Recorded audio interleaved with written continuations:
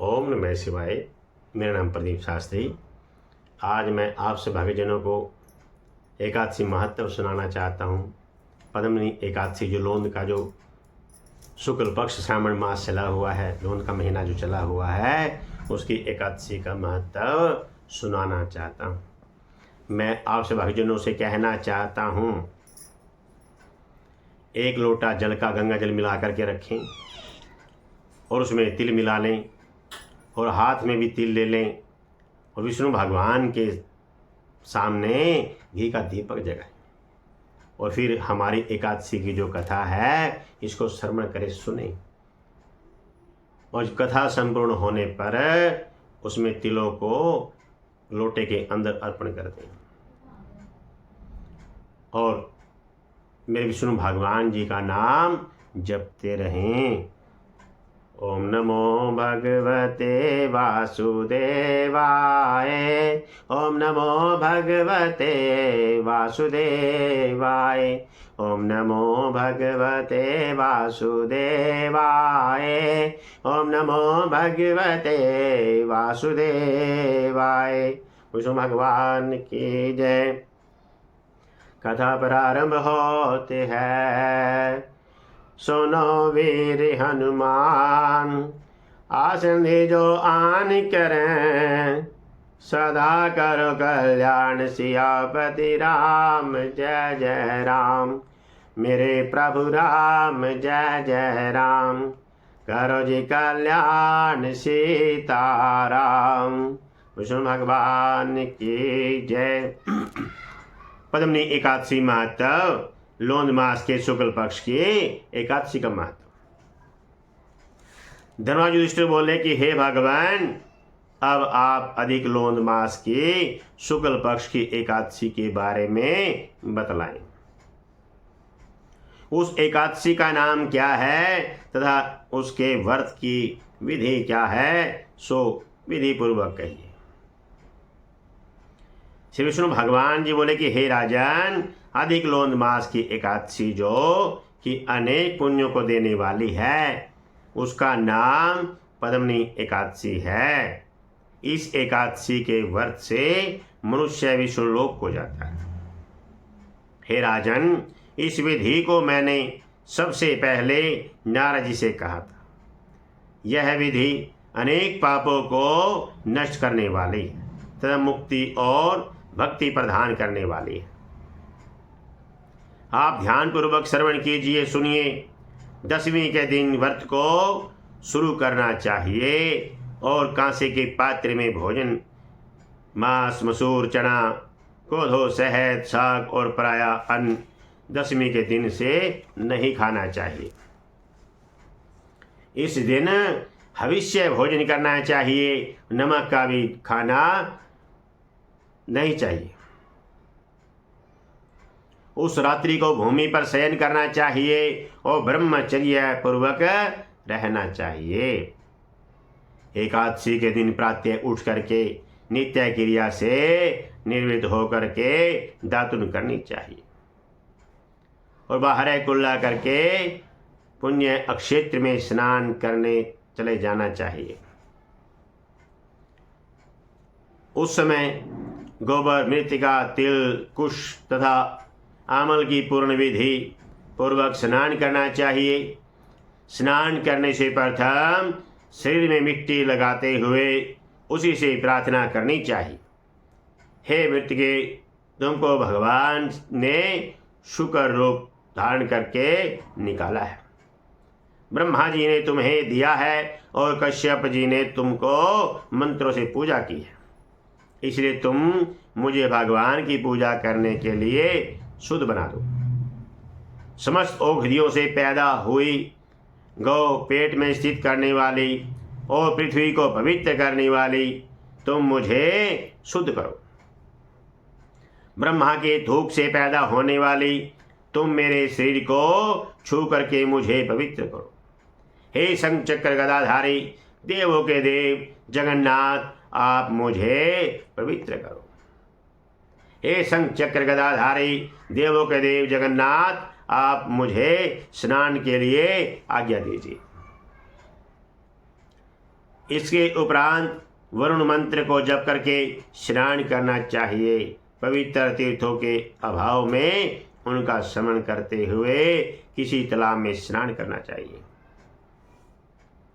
स्नान करने के पश्चात स्वच्छ और सुंदर वस्त्र को धारण करके तथा संध्या तर्पण करके मंदिर में जाकर के भगवान की पूजा करनी चाहिए। स्वर्ण की राधा सहित कृष्ण भगवान की प्रतिमा और पार्वती सहित महादेव जी की प्रतिमा बना करके पूजन करें। धान्य के ऊपर मिट्टी या तांबे का घड़ा रखना चाहिए। उस घड़े को वस्त्र तथा गंध आदि से अलंकृत करके उसके मुंह पर तांबे, चांदी या सोने का पात्र रखना चाहिए। उस पात्र पर भगवान की प्रतिमा रख करके धूप, दीप, नैवेद्य, पुष्प, केसर आदि से उसकी पूजा करनी चाहिए। उसके उपरांत भगवान के सन्मुख नृत्य गान आदि करे। उस दिन पतित तथा रजस्वला स्त्री का स्पर्श नहीं करना चाहिए। उस दिन असत्य बोलना था। गुरु और ब्राह्मण की निंदा नहीं करनी चाहिए। उस दिन भक्तजनों के साथ भगवान के सामने पुराण की कथा सुननी चाहिए। अधिक लोंद मास की शुक्ल पक्ष की पद्मनी एकादशी का व्रत निर्जल करना चाहिए। यदि मनुष्य शक्ति रहती हो तो उसे जलपान या अल्पाहार से व्रत करना चाहिए। रात्रि में जागरण करके नाच और गान करके भगवान का स्मरण करते रहना चाहिए। प्रति पहर मनुष्य को भगवान या महादेव जी की पूजा करनी चाहिए। भगवान को पहले पहर में नारियल, दूसरे में विलफल, तीसरे में सीताफल, चौथे में सुपारी, नारंगी अर्पण करना चाहिए। इससे पहले पहर में अग्नि होम करना चाहिए, दूसरे में वाजपेयी यज्ञ और तीसरे में अश्वमेघ यज्ञ और चौथे में राजसूय यज्ञ का फल मिलता है। इस फल से अधिक संसार में न यज्ञ है, न विद्या है, न तप है, न दान आदि हैं। एकादशी का व्रत करने वाले मनुष्य को समस्त तीर्थ और यज्ञों का फल मिल जाता है। इस तरह से सूर्योदय तक जागरण करना चाहिए और स्नान करके ब्राह्मणों को भोजन कराना चाहिए। सब पदार्थ भगवान की प्रतिमा सहित ब्राह्मणों को देना चाहिए। इस प्रकार जो मनुष्य विधि पूर्वक भगवान की पूजा था व्रत करते हैं उनका जन्म सफल है और इस लोक में अनेक सुखों को भोग करके अंत में परम धाम को जाते हैं। हे राजन, मैंने आपको एकादशी के व्रत का पूरा विधान बता दिया है। अब जो पद्मिनी एकादशी का भक्ति पूर्वक व्रत कर चुके हैं उनकी कथा को कहता हूँ, ध्यानपूर्वक श्रवण कीजिए। यह सुंदर कथा पुलस्त जी ने नारद जी से कही थी। एक समय कार्तवीर्य ने रावण को कारागार में बंद कर दिया। उसे पुलस्त जी ने कार्तवीर्य को विनय करके छुड़ाया। इस घटना को सुनकर नारद जी ने पुलस्त जी से पूछा कि हे महाराज, उस मायावी रावण को जिसने समस्त देवताओं सहित देवराज इंद्र को जीत लिया, कार्तवीर्य ने किस प्रकार जीता, सो आप मुझे समझाइए। इस पर पुलस्त जी बोले कि हे नारद जी, आप अब कार्तवीर्य की उत्पत्ति सुनो। त्रेता युग में महिष्मती नाम की नगरी में कार्तवीर्य नामक एक राजा राज्य करता था। उस राजा के 100 स्त्रियां थी। उसमें से किसी के भी राज्य भर में संभालने वाले योग्य पुत्र नहीं था। तो राजा ने आदरपूर्वक पंडितों को बुलाया और पुत्र की प्राप्ति के लिए यज्ञ किया, परंतु अब असफल रहे। जिस प्रकार दुखी मनुष्य को भोग नीरस मालूम पड़ते हैं, उसी प्रकार उसको भी राज्य पुत्र बिना सुख देने वाला प्रतीक नहीं होता था। अंत में वह तप के द्वारा ही सिद्धियों को प्राप्त जान करके तपस्या करने के लिए वन को चला गया। उसकी स्त्री हरिश्चंद्र की पुत्री पद्मा वस्त्राल को त्याग करके अपने पति के साथ गंधमादन पर्वत पर चली गई।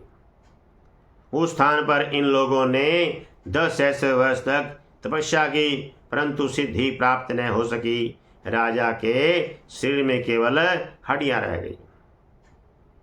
यह देखकर प्रमोदा ने विनय सहित महासती अनुसुईया से पूछा कि मेरे पतिदेव को तपस्या करते हुए 10 सहस्र वर्ष बीत गए हैं, परंतु अभी तक भगवान प्रसन्न नहीं हुए जिससे मुझे पुत्र प्राप्त हो। इस पर अनुसुईया बोली कि अधिक लोंद मास में, जो कि 26 महीने बाद आता है, उसमें 2 एकादशी होती हैं। इसमें शुक्ल पक्ष की एकादशी का नाम पद्मनी और कृष्ण पक्ष की एकादशी का नाम परमा है। उसके जागरण और व्रत करने से भगवान तुम्हें अवश्य ही पुत्र देंगे। इसके पश्चात अनुसुईया जी ने व्रत की विधि बतलाई। रानी ने अनुसुईया को बतलाई विधि के अनुसार एकादशी का व्रत रात्रि में जागरण किया। इससे भगवान विष्णु उस पर बहुत प्रसन्न हुए और वरदान मांगने के लिए कहा। रानी उस पर भगवान की स्तुति करने लगी।